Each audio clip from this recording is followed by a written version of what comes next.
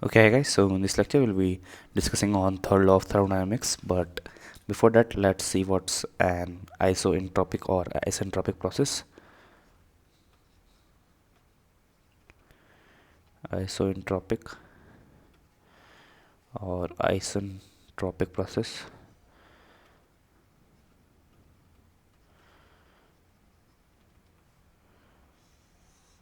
Okay, so this is the process in which entropy of a system remains constant.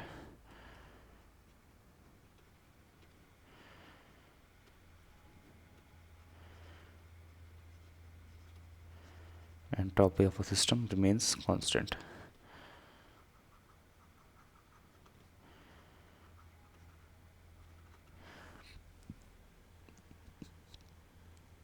Okay, a nice example would be reversible adiabatic ideal gas expansion.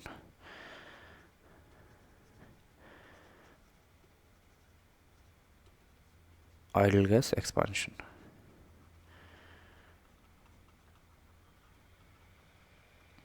Okay, now let's look at the third law of thermodynamics.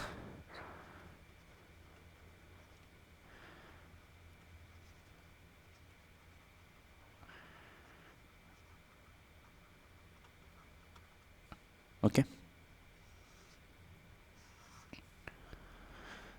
so the entropy of a pure perfect crystalline substance at 0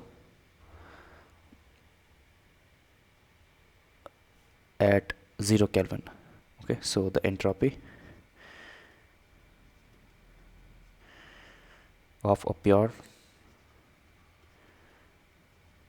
crystalline pure perfect rather pure perfect crystalline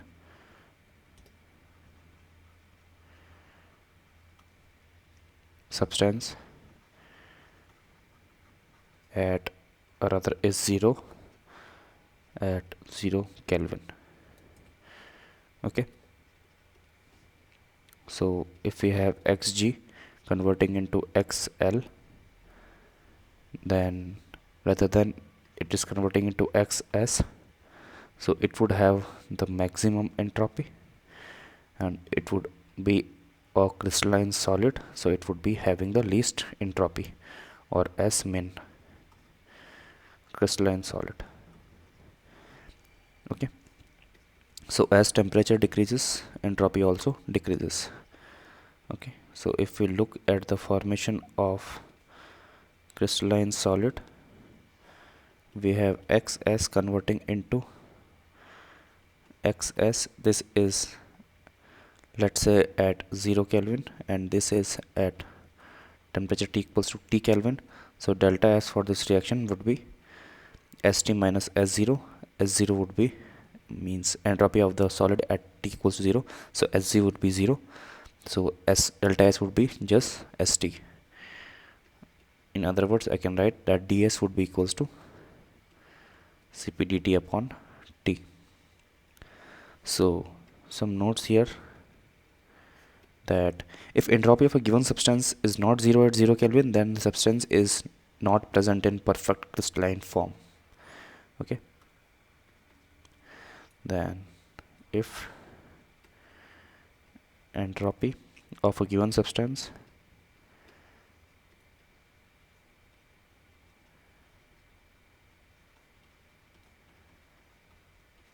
is not 0 at 0 Kelvin, then substance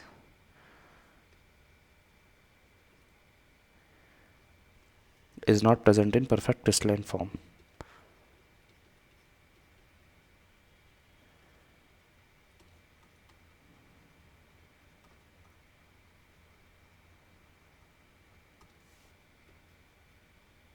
Okay,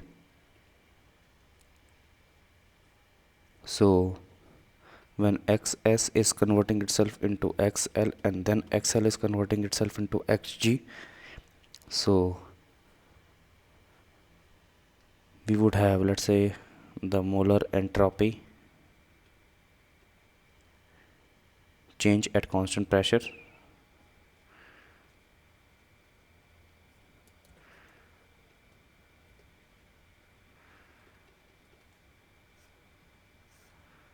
would be, for xs it would be at 0 Kelvin, so the entropy would be 0, and it is at T Kelvin, so the entropy would be highest, S max. Okay.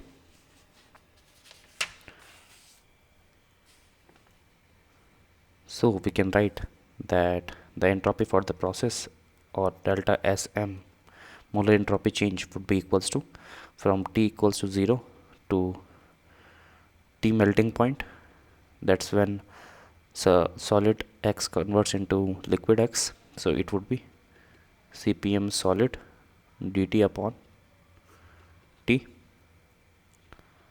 plus it would be, this is from 0 to T equals to melting point. Okay, and at T equals to melting point, what will happen is, so first what I'm trying to say is, this xs is first getting converted into, from T equals to 0 to T equals to melting point, and then from melting point it converts itself into xl. So it would be, we should add delta of fusion, so molar enthalpy at fusion, then this xl first gets converted into xg at boiling point, or T boiling point, before converting itself into xg at temperature T.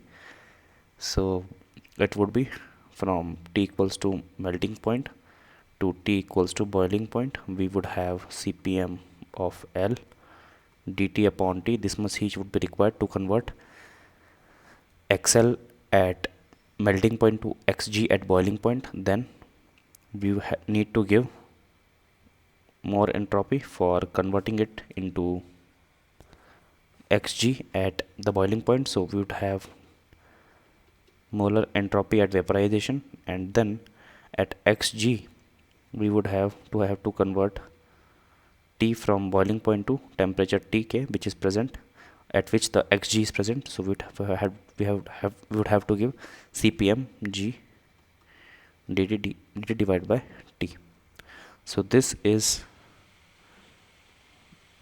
the complete entropy change for conversion for xs into xg at temperature T.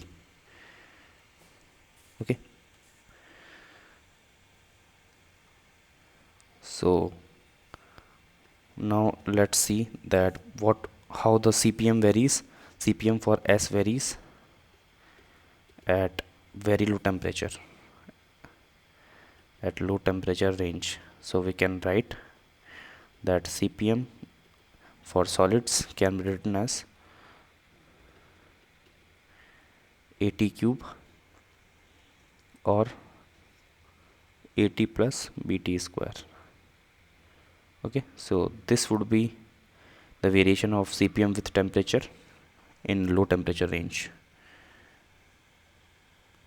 Okay, so if we look at the example of carbon monoxide solid in crystalline form, so it is in reality or in practical nature not in the purest crystalline form, but still it is very near to it. So we are having carbon monoxide molecules, so one of the molecules we are just reverting it, so that we are claiming that it is not perfectly pure crystalline form, so not pure or perfect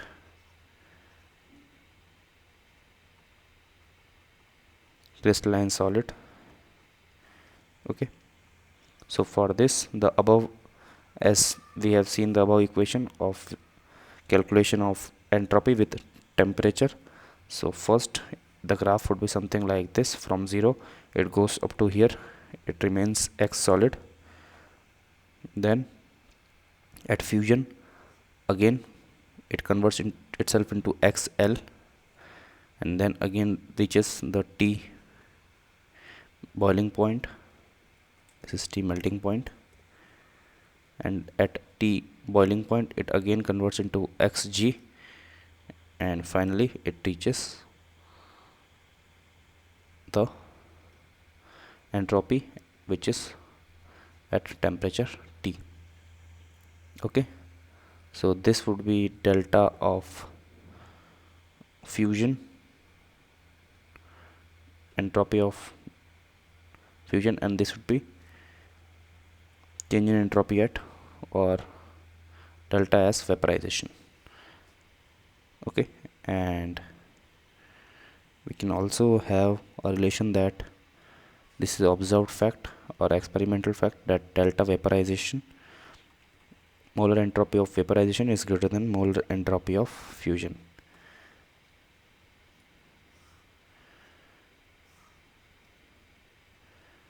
Okay, so with this we come to the end of this lecture. In the next lecture we'll be seeing Gibbs free energy. So till then, good luck and goodbye.